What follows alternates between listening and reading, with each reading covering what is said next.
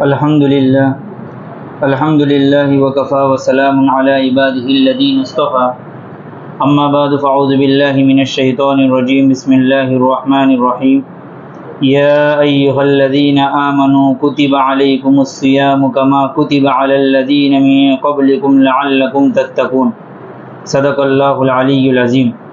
قرآن پاک کی تفسیر میں ہم نے یا ایہا الذین آمنوا والی آیتوں کی تفسیر کا سلسلہ جاری کیا تھا۔ اس میں آج 5ویں آیت جو قرآنی ترتیب کے اعتبار سے یا ایہا الذین آمنوا کی آیت ہے، اس کی تفسیر کی جائے گی اور سمجھی جائے گی۔ پہلے ہم اس کا ترجمہ سمجھتے ہیں۔ یا ایہا الذین آمنوا، اے ایمان والو، کتب علیکم الصیام، تم پر روزے فرض کیے گئے ہیں، کما کتب علی الذین من قبلکم، جیسا کہ تم سے پہلے والے لوگوں پر فرض کیے گئے تھے، لعلکم تتقون، تاکہ تم پرہیزگار بن جاؤ۔ اللہ تبارک تعالیٰ نے اس میں شریعت کے جو بنیادی ارکان ہیں اس میں سے روزے کی فرضیت کو بیان فرمایا ہے۔ یہ آیت جو ہے سن ہجری 2 میں نازل ہوئی، اس لیے کہ اللہ تبارک تعالیٰ نے روزے کو سن ہجری 2 میں فرض فرمایا ہے۔ اب ہم اس کو تھوڑا مختصر انداز میں سمجھتے ہیں۔ صوم کہتے ہیں، روزے کو عربی میں کہتے ہیں صوم۔ صوم کے معنی ہوتا ہے رکنے کے اور بچنے کے۔ شریعت کی اصطلاح میں کہتے ہیں، یعنی کہ شریعت کی زبان میں روزہ کہیں گے کھانے پینے اور بیوی سے مباشرت کرنے سے رک جانا طلوع آفتاب سے غروب آفتاب تک، اس کو کہتے ہیں روزہ، جو شریعت نے فرض کیا ہے۔ آگے قرآن کریم نے بیان کیا کہ یہ جو ہے صرف تم پر نہیں فرض کیا گیا، بلکہ تم سے پہلے جتنی بھی شریعت گزری ہے ان میں بھی روزوں کو ہم نے فرض کیا تھا۔ ہائے کہ جس طریقے سے تمہارے لیے 30 دن ہیں اور یہی رمضان مبارک کا مہینہ ہے، ایسی تعین نہیں تھی، لیکن روزے ہر شریعت میں رہے ہیں۔ یہ اس بنیاد پر اللہ تبارک تعالیٰ نے فرمایا تاکہ اس کے ذریعے سے مصیبت اور مشقت آسان ہو جائے۔ اس لیے کہ ایک مصیبت جب عام ہوتی ہے تو وہ ہلکی ہو جاتی ہے۔ اس لیے فرمایا کہ یہ جو آپ کو روزے کا جو حکم دیا جا رہا ہے وہ صرف آپ ہی کو نہیں دیا جا رہا ہے، بلکہ آپ سے پہلے جتنی بھی شریعت گزری ہے ان کو بھی اس کا حکم دیا گیا تھا۔ پھر اللہ تبارک تعالیٰ نے اس کو کیوں فرض کیا ہے، یہ اللہ تبارک تعالیٰ نے اس کی حکمت بھی بیان فرما دی، لعلکم تتقون، تاکہ تم میں پرہیزگاری پیدا ہو جاوے، تم میں اللہ کا ڈر پیدا ہو جاوے۔ اللہ تبارک تعالیٰ نے روزے کو کیوں فرض کیا، اس کی کیا حکمت ہے؟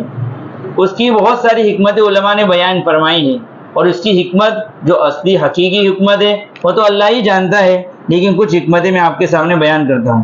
ان میں سے ایک حکمت یہ ہے کہ روزے رکھنے کی بنیاد پر آدمی کو بھوک اور پیاس کا احساس ہوتا ہے، جس کے نتیجے میں غریبوں کا خیال رکھنے کا ایک مزاج پیدا ہوتا ہے کہ آدمی جب خود بھوکا رہتا ہے، پیاسا رہتا ہے، جب شکم سیر ہوتا ہے، بھوکا نہیں ہوتا ہے، پیاسا نہیں ہوتا ہے، تو اس کو دوسرے کے غم اور فکر نہیں پیدا ہوتی ہے، لیکن خود جب بھوکا اور پیاسا رہتا ہے تب معلوم ہوتا ہے کہ ایک بھوک کیا چیز ہے، ایک پیاس کیا چیز ہوتی ہے، تو پھر وہ غریبوں کی خیر خواہی کرنے والا بنتا ہے۔ اس لیے ایک روزے کی حکمت تو یہ بیان کی۔ روزے کی حکمت بیان کی ہے کہ تواضع پیدا ہوتی ہے۔ تواضع اس ناطے کہ وہ جو شکم سیری کی حالت میں اور اللہ نے جو مال دیا اس میں ایک اکڑ آ جاتی ہے، تو پھر وہ جو روزہ رکھتا ہے تو دیکھتا ہے کہ میں تو اللہ کی ہر چیز کا کیسا محتاج ہوں، اگر اللہ یہ چیزیں میرے سے لے لے تو پھر میں تو کہیں کا نہیں رہوں گا، ابھی میں تھوڑی دیر بھوکا رہ گیا، اگر یہی نعمت اللہ میرے سے سلب کر لے گا تو میں کہاں جاؤں گا؟ تو اس کے نتیجے میں تواضع پیدا ہوتی ہے۔ ایک حکمت یہ ہے کہ روزے کے نتیجے میں شکر پیدا ہوتا ہے۔ شکر پیدا کیسے ہوتا ہے کہ اللہ نے کیسی بڑی بڑی مجھے نعمتیں دے رکھی ہیں کہ میں آسانی کے ساتھ کھا بھی سکتا ہوں، پی بھی سکتا ہوں، اگر یہ چیز نہ ہوتی تو کیسے کیسے میرے پر حالات آ جاتے، میں اتنے طلوع فجر سے غروب آفتاب تو صرف بھوکا رہتا ہوں تو کیسا عالم ہو جاتا ہے میرے جسم کا، اگر یہ پورے مہینے ہو جاوے، پورے سال ہو جاوے تو میرا کیا حال ہو جاوے، تو اللہ کا شکر ادا کرنے کا جذبہ پیدا ہو جاتا ہے۔ ایک حکمت بیان کی کہ قوت برداشت پیدا ہوتی ہے، ایک آدمی کے اندر برداشت کرنے کی طاقت پیدا ہوتی ہے کہ وہ بھوکا ہوتا ہے، پیاسا ہوتا ہے، اس حالت میں شریعت کا روزہ تو یہی ہے کہ آدمی کو غصہ آ رہا ہے لیکن اس کو پی جاؤ، اور خاص طور پر رمضان المبارک کی جو حدیث ہے اس میں تو یہی بات ہے کہ غصہ نہ کرے، کسی کی غیبت نہ کرے، اپنی زبان کی حفاظت کرے.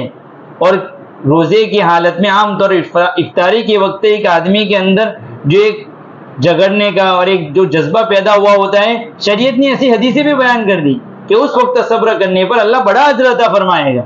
تو شریعت نے یہ روزے کا جو حکم دیا ہے وہ اس لیے کہ ہمارے اندر قوت برداشت میں اضافہ پیدا ہو جاوے، کہ یہ صلاحیت پیدا ہو جاوے. اور سب حکمتوں کا خلاصہ کیا ہے جو قرآن نے خود نے بیان کر دیا کہ تقویٰ پیدا ہو جاوے، اللہ کا ڈر پیدا ہو جاوے. تقویٰ کس کو کہتے ہیں؟ اس کی بہت ساری تعریفیں کی گئی ہیں، لیکن آسان تعریف جس تمام تعریفوں کا خلاصہ ہے کہ خدا کی رضا کے خاطر نیک اعمال کرنا اور اس کی ناراضگی سے بچنے کے لیے گناہوں سے بچ جانا. کہ وہ ناراض ہو جائے گا اگر میں گناہ کروں گا، تو اس کی ناراضگی کی وجہ سے وہ گناہوں سے بچے اور اس کو راضی کرنے کے لیے نیک اعمال کریں. یہی ہے تقویٰ. تو یہ تقویٰ حاصل ہو جاوے اس کے لیے اللہ تبارک تعالیٰ نے اس کو فرض کیا ہے. اب اربعین ایک کتاب امام غزالی رحمۃ اللہ علیہ کی، جس میں انہوں نے 40 اعمال کو بہت بہترین ترتیب سے لکھا ہے. آدمی اگر پڑھتا ہے تو اس پر آمدہ ہو جاتا ہے. اس کا ترجمہ کیا ہے تبلیغ دین کر کے اس کتاب کا نام ہے، جس کا ترجمہ مولانا عاشق الہی میرٹھی صاحب نے کیا ہے. اس میں انہوں نے روزے کی جو حکمتیں بیان کیا اور روزے کے ایک اچھے انداز میں بیان کیا ہے. انہوں نے بیان کیا کہ مقدار کے اعتبار سے روزے کی 3 قسمیں ہیں. مقدار کے اعتبار سے روزے کی 3 قسمیں ہیں. اس میں سب سے ادنا درجہ یہ ہے کہ آدمی صرف رمضان مبارک کے روزے رکھے. سال بھر میں صرف رمضان مبارک کے روزے رکھنا یہ آخری درجے کا اس پر حکم ہے، ادنا درجہ.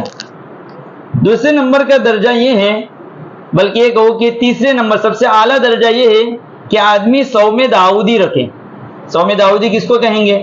جو داؤد علیہ السلام کے زمانے کا روزہ تھا. ایک دن روزہ رکھنا، ایک دن افطار. ایک دن روزہ، ایک دن افطار، یعنی ایک دن افطار ایک دن روزہ. اس کو کہیں گے صوم داؤدی. یعنی اس میں ہوگا یہ کہ عمر کا آدھا حصہ روزے میں جائے گا اور زندگی کا آدھا حصہ افطار میں جائے گا. اس کو کہیں گے صوم داؤدی. یہ اعلیٰ قسم کا ہے. اللہ کے نبی پاک صلی اللہ علیہ وسلم نے جب ایک صحابی عبداللہ بن عمر نے بھی تقاضا کیا کہ میں روزہ رکھنا چاہتا ہوں، اللہ کے نبی نے کہا اس سے اعلیٰ درجہ کوئی نہیں ہے. ایک دن روزہ رکھو، ایک دن افطار کرو. پورے سال روزہ رکھنا یہ نہیں ہے.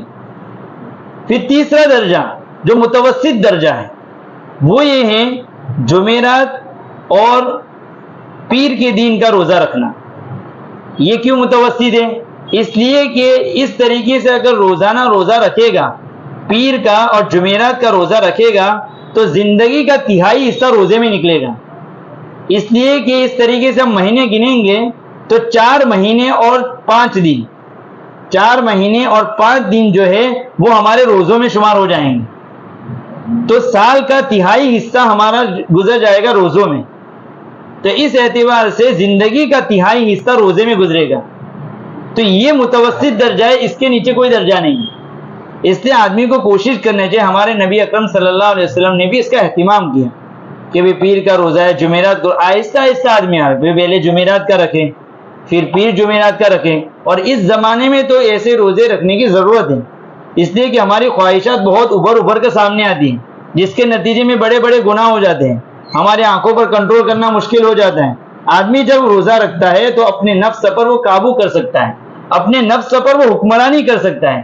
ابھی ہمارا نفس ہم پر حکمرانی کرتا ہے، وہ جیسا چاہتا ہے ویسا ہم کو چلنا پڑتا ہے. لیکن اگر آدمی اس طرح کے روزوں کی پابندی کرتا ہے تو پھر وہ نفس پر حکومت کرتا ہے. اللہ کے نبی پاک صلی اللہ علیہ وسلم کو نماز کے بعد اگر کوئی سب سے اچھی چیز عبادت میں معلوم ہوئی تو وہ روزہ ہے. اس لیے اللہ کے نبی پاک صلی اللہ علیہ وسلم بعض مرتبہ تو ایسے مسلسل روزے رکھتے تھے کہ لوگ معلوم ایسا ہوتا تھا کہ اللہ کے نبی اب افطار ہی نہیں کریں گے، ایسا محسوس ہو جاتا ہے. تو اللہ کے نبی پاک صلی اللہ علیہ وسلم کی یہ محبوب عبادت تھی. اس کے بعد آگے لکھا ہے کہ کیفیت کے اعتبار سے، یہ تو مقدار کے اعتبار سے 3 درجے تھے، کیفیت کے اعتبار سے بھی 3 درجے روزے کے. ایک درجہ تو یہ ہے کہ آدمی صرف کھانے پینے اور بیوی سے مباشرت کرنے سے بچ جاوے، دوسرے کسی چیز سے نہ بچتا ہو، بس ایک کیفیت تو یہ ہے. دوسرا درجہ اس کا یہ ہے کھانے پینے اور بیوی سے مباشرت سے بچے اور ساتھ ساتھ میں ہر خلاف شریعت کام سے بچ جاوے، غیبت نہ کرے، جھوٹ نہ بولے، کسی کو تکلیف نہ پہنچاوے، ان تمام کاموں سے بھی بچ جاوے. یہ روزے کا دوسرا درجہ ہے. اور تیسرا درجہ یہ ہے کہ خلاف شرع کام سے بھی بچے، اور ساتھ ساتھ میں یہ خواص لوگوں کا کام ہے کہ اپنے دل کو ہر وقت اللہ کے ذکر میں مشغول رکھے، کہ کوئی بھی وسوسہ گناہ کا بھی اس کے دل میں نہ ہو۔ یہ تیسرے درجہ ہے، لیکن ہم کو تو حکم ہے کہ ہم دوسرے درجے تک آ جائیں کہ بھئی روز کھانے پینے سے بھی بچے اور ساتھ میں ہر خلاف شریعت کام سے بھی ہمارا بچنا ہو جاوے۔ اس لیے روزے کا اہتمام جو ہے آدمی کو متقی بناتا ہے۔ اللہ تبارک تعالی ہمیں اس پر عمل کرنے کی توفیق عطا فرماوے۔ آمین۔ وآخر دعوانا الحمدللہ رب العالمین۔